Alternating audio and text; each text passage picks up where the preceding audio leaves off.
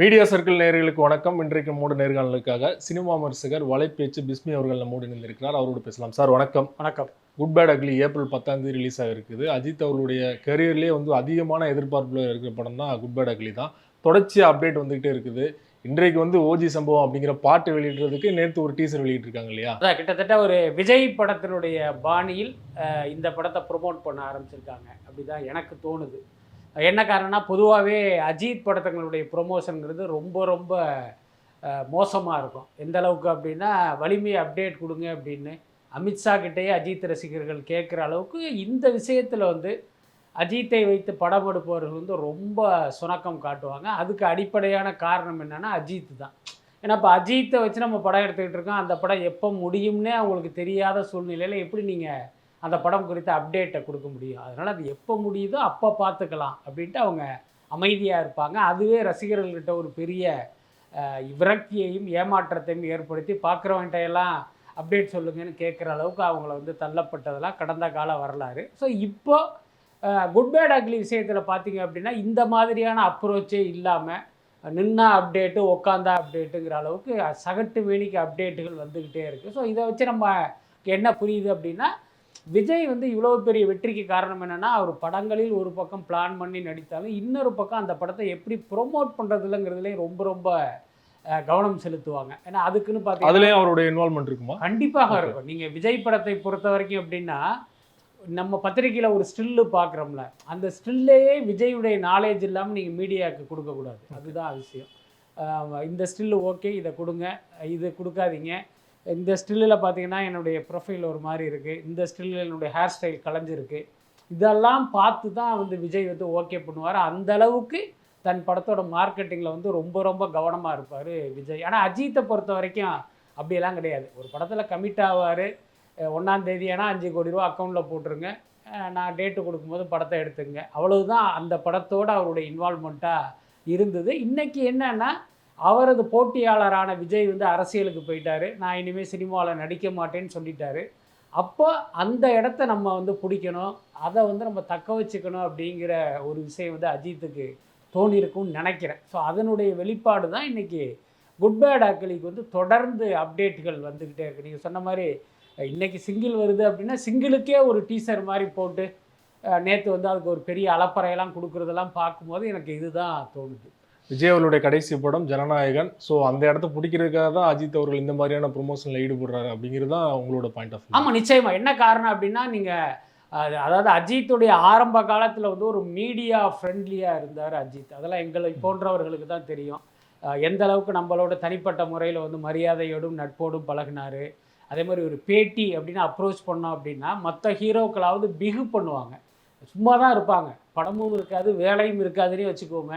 நம்ம அவர் பேட்டிக்கு அப்ரோச் பண்ணும்போது, ஐயோ நாளைக்கு நான் ஹைதராபாத்துக்கு ஷூட்டிங் போகிறேனே, பொள்ளாச்சிக்கு ஷூட்டிங் போகிறேனே அப்படின்லாம் பயங்கரமாக பில்டப் பண்ணுவாங்க. அந்த மாதிரி பண்ணும்போது நம்மளே அப்படியா என்ன படம் ஷூட்டிங் அப்படின்னா, அந்த படத்துக்கு இன்னும் பேர் கூட வைக்கலை அப்படின்லாம் அப்படியே மழுப்புவாங்க. ஸோ அந்தளவுக்கு பில்டப் பண்ணுகிற நடிகர்கள் மலிந்திருந்த காலத்தில் பார்த்திங்கன்னா, அஜித்தை பொறுத்த வரைக்கும் அந்த மாதிரி பாசாங்கு இல்லாத ஒரு கேரக்டராக அவர் இருந்தார். ஏன்னா இது மாதிரி நம்ம பேட்டி அப்படின்னா உடனடியாக நான் எங்கே சந்திப்பதற்கான வாய்ப்பு இருக்கோ அங்கே உடனடியாக மீட் பண்ணுவார்.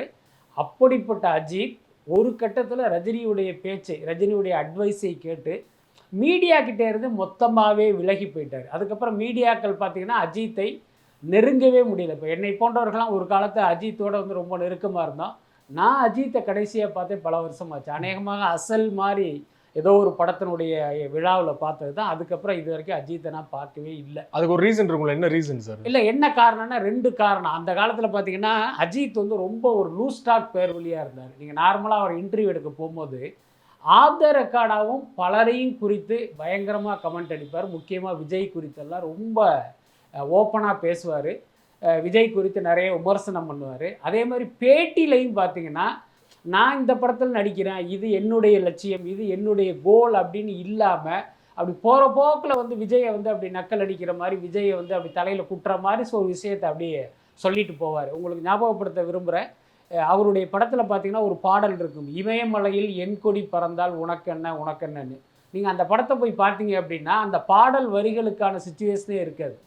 அப்போ அந்த பாடல் வரிகள் யாரை குறிக்கும் அப்படின்னா, அன்றைக்கு விஜயோட வந்து அவர் மல்லு கட்டிக்கிட்டு இருந்ததுனால அது விஜயை குறிப்பதாக தான் அந்த பாடலே இருந்தது. ஸோ அந்த அளவுக்கு தான் அஜித் இருந்தார். இப்போ ஒரு கட்டத்தில் ரஜினி என்ன பண்ணிட்டாரு? ஆனா விஜய் அவர்களுமே பாத்தீங்கன்னா சச்சின் படத்துல வந்து சம்பந்தமே இல்லாம வயிறுல வந்து தொப்பு மாதிரி வச்சுட்டு ஆடுவார் இல்லையா? அதுதான் சொல்றேன். இல்ல அன்றைய காலகட்டத்தில் 2 பேருக்கும் ஒரு பெரிய எனிமிட்டி இருந்தது. அதுக்கெல்லாம் நேரடி சாட்சி என்னை போன்றவர்கள் தான். நம்ம கூட ஏற்கனவே பல பேட்டி அதுக்கு 2 பேருமே ரெஸ்பான்சிபிள் தானே, நம்ம அஜித் மட்டும் சொல்ல முடியாது. அதுல மாற்றமே கிடையாது. என்ன காரணம் அப்படின்னா அந்த காலத்துல பாத்தீங்கன்னா இப்ப நம்ம எழுதும் போதே அஜித் விஜய் அப்படின்னு எழுதினோம்னா விஜய் தரப்புல இருந்தே நம்மளை கான்டாக்ட் பண்ணுவாங்க. என்னங்க நீங்க பாட்டுக்கு அஜித் விஜய்னு எழுதிட்டீங்க, விஜய் அஜித்னு எழுதுங்க அப்படின்லாம் சொல்லுவாங்க. என்னன்னா எம்ஜிஆர் சிவாஜி ரஜினி கமல், அப்போ அந்த முதல்ல வர்ற பேர் தான் மக்கள் ஆதரவு பெற்ற மாஸ் ஹீரோ. அடுத்து வர்றவர் சிவாஜி கமல் ரேஞ்சில் பார்த்தீங்கன்னா அது அடுத்த ரேஞ்சு. அதனால் ஆரம்பத்தில் இருந்தே இந்த வரிசையில் கூட தன்னுடைய பேர் முன்னால் வரணும் அப்படின்னு வந்து விஜய் வந்து ரொம்ப கவனமாக இருப்பார்.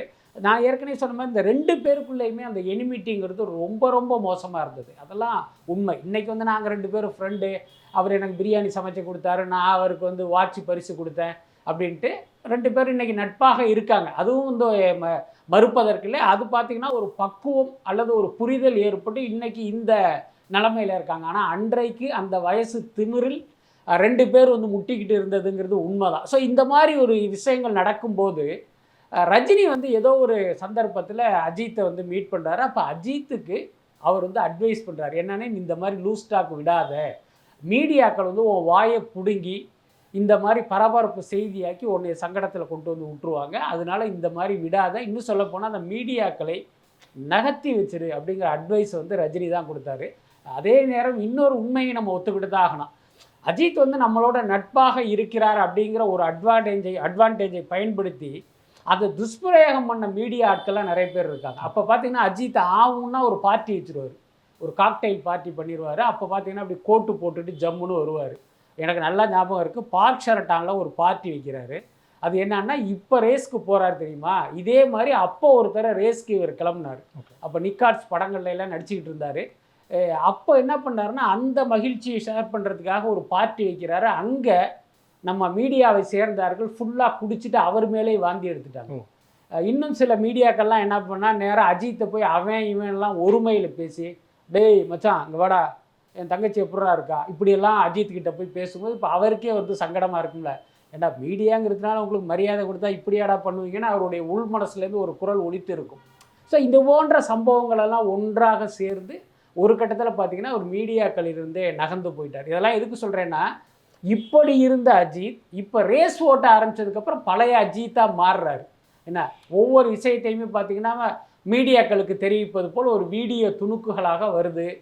எல்லாரோட இதாக இருக்கார், ரசிகர்களோட ரொம்ப இன்ட்ராக்ட் பண்ணுறாரு. நீங்கள் யோசிச்சு பாருங்கள், ரசிகர் மன்றமே வேணான்னு சொன்னவர் தான் அஜித், ரசிகர்களையே விரட்டி ஒதுக்கி வச்சவர் தான் அஜித். இன்றைக்கி அவர்களோட பார்த்திங்கன்னா ஒரு நெருக்கம் காட்டுவது இதெல்லாமே பார்த்திங்கன்னா சரி விஜய் இதை விட்டு போயிட்டாரு, நாம் தான் இனிமேல் தனிக்காட்டு ராஜா, இந்த இடத்த நாம் தக்க வச்சுக்கணும் அப்படிங்கிறது தான் முக்கிய காரணம். இப்போ நீங்கள் சொன்னது மாதிரி வந்து ஒரு இடைவெளி இருந்தாலுமே அவர் எங்கேயுமே தவறாக பயன்படுத்தல இல்லையா? ரசிகர்களுக்கு வந்து அட்வைஸ் தானே பண்ணுறாரு. நீங்கள் வந்து என்ன வந்து கடவுள்னு சொல்லாதீங்க, நீங்கள் வந்து படிக்கிற வேலையை பாருங்கள் அப்படின்னு அட்வைஸ் தானே பண்ணுறாரு. நல்ல அட்வைஸ் தானே கொடுக்குறாரு. அதான் ரசிகர் மன்றங்களை அவர் வேணான்னு சொன்னாலும் ரசிகர்கள் மீதான அஜித்தினுடைய அக்கறையை வந்து நம்ம கொச்சப்படுத்த முடியாது. முக்கியமாக இந்த முட்டாள் ரசிகன் தனக்கு துதிபாடியே தன்னுடைய வாழ்க்கையை தொலைச்சிடக்கூடாதுங்கிறதுல ரொம்ப ரொம்ப கவனமாக இருந்தார். அதில் எந்த மாற்றமே இல்லை. அதனால தான் தொடர்ந்து வந்து அவர்களுக்கு வந்து அவர் அட்வைஸ் பண்ணிக்கிட்டே இருந்தார். நீ உன் குடும்பத்தை பாரு, என்ன நீ துதிபாடிக்கிட்டே இருக்காதேங்கிற ஒரு விஷயத்தை வந்து தொடர்ந்து சொல்லிக்கிட்டே இருந்தார். அதே மாதிரி பார்த்திங்கன்னா மற்ற நடிகர்களை தரக்குறைவாக பேசாதீங்க, எல்லாருக்கும் மரியாதை கொடுங்க அப்படிங்கிறத தொடர்ந்து வலியுறுத்திக்கிட்டே இருந்தார். அதெல்லாம் மாற்றமே இல்லை. அதே நேரம் அப்படி இருந்த அஜித் வந்து இன்றைக்கி மீண்டும் அந்த நெருக்கத்தை காட்டுகிறார். அப்படிங்கும்போது இப்போ அஜித்துடைய அந்த செயல்களில் எண்ணத்தில் ஒரு மாற்றம் ஏற்பட்டிருக்கு அப்படிங்கிறத நம்ம சுட்டி காட்ட விரும்புகிறேன். இன்றைக்கி வெளியாக போகிற பாடல் வந்து நேற்று டீசர் வெளியான முன்னாடி சொல்லியிருந்த மாதிரி வந்து ஆதிக் ரவிச்சந்திரனே பாடியிருக்காரு ஜிவி பிரகாஷோட சேர்ந்து. டீசரை பார்த்தோன்னே வந்து இது மரண ஃபேன் பாய் சம்பவம் அப்படிலாம் வந்து எல்லாரும் கொண்டாடிட்டு இருந்தாங்க அஜித் ரசிகர்கள். அவரே ஒருபடி இறங்கி பாடவும் ஆரம்பிச்சிட்டார் இல்லையா? இல்லை, இது வந்து ஒரு சரியான விஷயமா எனக்கு தோணலை. ஏன்னா ஒரு டைரக்டர் என்பவர் டைரக்டராக மட்டும்தான் இருக்கணும். நீ எப்போ ரசிகனாக மாறுறியோ அப்போவே அந்த படம் வந்து பயங்கர சிக்கலாக மாறுவதற்கு வாய்ப்பு இருக்குது. என்னென்னா நீ வெறும் டைரக்டராக இருக்கும்போது தான் இது சரி இது தப்பு, என்ன இதுதான் கதைக்கு தேவை, இது கதைக்கு தேவையில்லை அப்படிங்கிற டிசிஷனை வந்து ஒன்றால் எடுக்க முடியும். நீ ரசிகனா மாறி எடுத்த அப்படின்னா இப்போ அஜித் நின்னா உனக்கு பிடிக்கும், உட்காந்தா பிடிக்கும், நடந்தா பிடிக்கும், சிரிச்சா பிடிக்கும். அது கதைக்கு தேவை இருக்கோ இல்லையோ உன்னுடைய தனிப்பட்ட விருப்பத்துக்காக அதையெல்லாம் படத்தில் கொண்டு வந்தால் அந்த படம் வந்து விளங்காது. இது வந்து ஆதிக் ரவிச்சந்திரனை வச்சு நம்ம சொல்லலை, பொதுவாகவே ஒரு இயக்குனர் ரசிகனாக மாறும்போது இந்த சிக்கல் இருக்கும். ஆனா கடந்த காலங்கள்ல வெற்றி அடைஞ்சிருக்கு இல்லையா? இல்ல அது வேற விஷயம். பிருத்திவிராஜ் வந்து நான் ஒரு உதாரணத்தை நான் உங்களுக்கு சொல்ல சுப்பராஜ் வந்து வெற்றி பெற்று பண்ணியிருக்காங்க. அதே நேரம் அவங்க எப்படி பண்ணாங்கன்னு ஒரு விஷயம் இருக்கு. நான் எதுக்கு இதை சொல்றேன்னா, இப்போ ஒரு பத்திரிகையாளன் ஒரு செலிபிரிட்டியை போய் பேட்டி எடுக்க போறான் அப்படின்னா அவன் வந்து ஒரு பத்திரிகையாளனாக இருந்தால்தான் அந்த நேர்காணல் வந்து ஒரு சரியான நேர்காணலாக இருக்கும். இவன் கேட்குற கேள்வியில் ஒரு புத்திசாலித்தனம் இருக்கும், ஒரு நேர்மை நேர்த்தி எல்லாமே இருக்கும். இவன் ஒரு ரசிகனாக இருந்தான்னு வச்சுங்களேன், அப்பப்போ என்ன பண்ணுவான், தலை நீங்கள் நடித்த அப்படின்னு தானே ஆரம்பிப்பான். அது எப்படி அந்த பேட்டி சரியான பேட்டியாக வரும்? கிட்டத்தட்ட அதே தான் இந்த இயக்குனருக்கும். அதுக்கு அடுத்து பார்த்தீங்கன்னா ஒரு இயக்குனர் என்பவர் தன்னோட வேலையோடு நிறுத்தி கொண்டால் அவரால் வந்து அந்த பணியை வந்து ஒழுங்காக செய்ய முடியும். ஆர்வ கோளாறில் போய் நானும் பாடுறேன், நானும் பாட்டு எழுதுகிறேன், என் தலையை வந்து நான் வந்து கொண்டாடணும், அதனால் நானே இதை பண்ணுறேன் அதை பண்ணுறேன் அப்படின்னு இறங்குனா அது வந்து அந்த ப்ராஜெக்டை வந்து பலவீனப்படுத்தும். அதுதான் எனக்கு தெரிந்த உண்மை. ஸோ இதை தாண்டி குட் பை டக்லி சிறந்த படமாக வருவதற்கும் வாய்ப்பு இருக்குது. ஆனால் இவர் இப்படி ஒரு ரசிகனாக இருப்பதால் இது போன்ற ஆபத்துகள் இருக்குது அப்படிங்கிறதே நம்ம மறுக்க முடியாது. நீ ஆபத்துகள் இருக்க சுட்டி காட்டினாலுமே இதுவரைக்கும் வந்து அஜித் படத்திலே அதிகமான எதிர்பார்ப்பு இந்த படத்துக்கு தான் இருக்குது. டீசர் வந்து அந்த அளவுக்கு கொண்டாடுறாங்க. ஸோ அது ஒரு ப்ளஸ்ஸாக தானே மாறி இருக்கு இந்த படம். இல்லை ஆக்சுவலி எதிர்பார்ப்பு இருக்குது அப்படின்னு நம்ம சொல்ல முடியாது. என்ன காரணம், அண்மையில் வந்த விடாமுயற்சி அட்டர் ஃப்ளாப் ஆனதால் அடுத்து வர்ற குட் பை டக்லி வந்து ஒரு வெற்றி படமாக இருக்கணும்னு எதிர்பார்க்குறாங்க, அவ்வளவுதான். அதனால அஜித்துடைய கடந்த கால படங்கள்லேயே இந்த படத்தை தான் பெருசாக எதிர்பார்க்குறாங்கன்னு சொல்ல முடியாது. அஜித் ரசிகனுடைய வேலை என்ன அப்படின்னா அதிக அளவு பார்த்துருக்காங்க. இல்லை அதான் அஜித் ரசிகனுடைய இல்லை அதுலேயே நமக்கு ஒரு சந்தேகம் இருக்குது. உங்களுக்கு தெரியும் யூடியூப்ல வர்ற வியூஸ் எல்லாம் வந்து நம்ம அப்படியே நம்புவதற்கு இல்லையா, அதில் பெய்டு வியூஸ்ங்கிறது ஒரு விஷயங்கள்லாம் எல்லா நடிகர்களுக்கும் பொருந்தும் இல்லையா? எல்லாருக்குமே பொருந்தும், அதில் மாற்றமே இல்லை. ஏன்னா நீங்கள் வந்து அதுக்கு வந்து ஒரு வேல்யூ இருக்கும் அப்படிங்கும்போது அதற்கு ஒரு விலை கொடுப்பதற்கும் இந்த சினிமாக்காரர்கள் தயாராக இருப்பாங்க. அதுதான் உண்மை.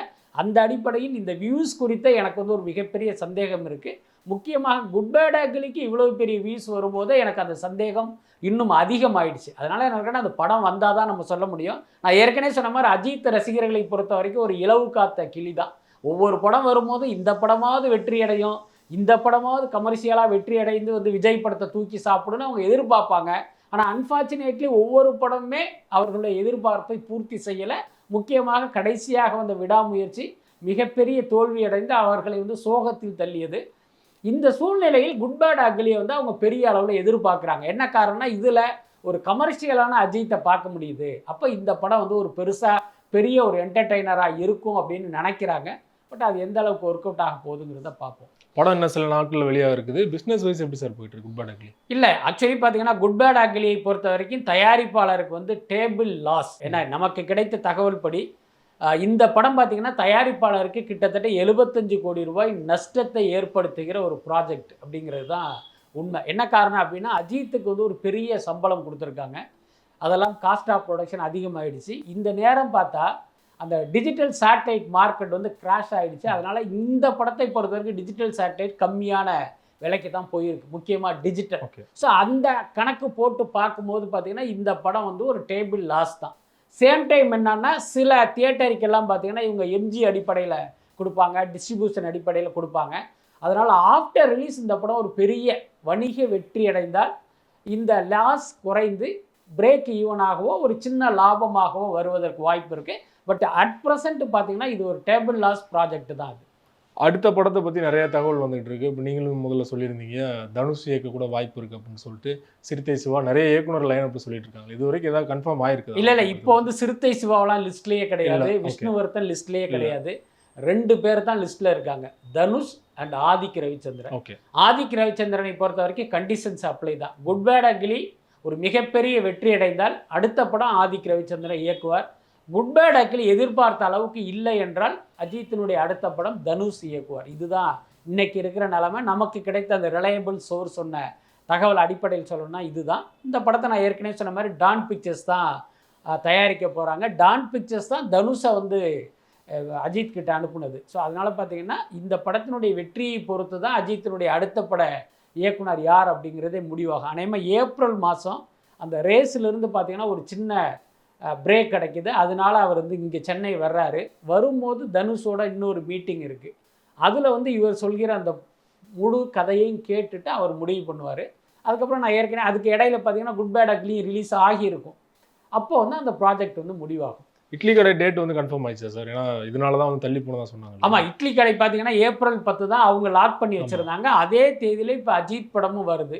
வீம்புக்கு வந்து இந்த படத்தை அவங்க ரிலீஸ் பண்ணாங்க அப்படின்னா தயாரிப்பாளருக்கும் சிக்கல், தனுஷுக்கும் சிக்கல். ஏன்னா இவங்க 2 பேர் தான் அஜித்துடைய அடுத்த படத்துக்கு துண்டு போட்டு வச்சுருக்காங்க. அப்போ அஜித்தினுடைய கோபத்துக்கு ஆளாக நேருங்கிறதுனால இவங்களே அந்த படத்தை தள்ளி வச்சுருக்காங்க. ஆனால் அடுத்த டேட்டுங்கிறது எப்போங்கிறது தெரியல. என்ன காரணம்னா இதுக்கிடையில் தனுஷ் நடித்த அந்த குபேரா படம் ஜூன் மாதம் வர்றதா இருக்குது. அதுக்கு முன்னாலே இந்த படத்தை கொண்டு வர முடியாது. அதனால் எனக்கு தெரிஞ்சு இந்த படம் ஆகஸ்ட் மாதம் தள்ளி போகிறதுக்கு தான் வாய்ப்பு அதிகம். பொறுத்து வந்து பார்க்கலாம் சார். உங்கள் நேரத்தை ஒதுக்கி பல்வேறு தகவலில் நிறையா சினிமா தொடர்பான அப்டேட்டுகளை கொடுத்தீங்க. தொடர்ந்து கொடுக்கணும். மிக்க நன்றி சார். நன்றி.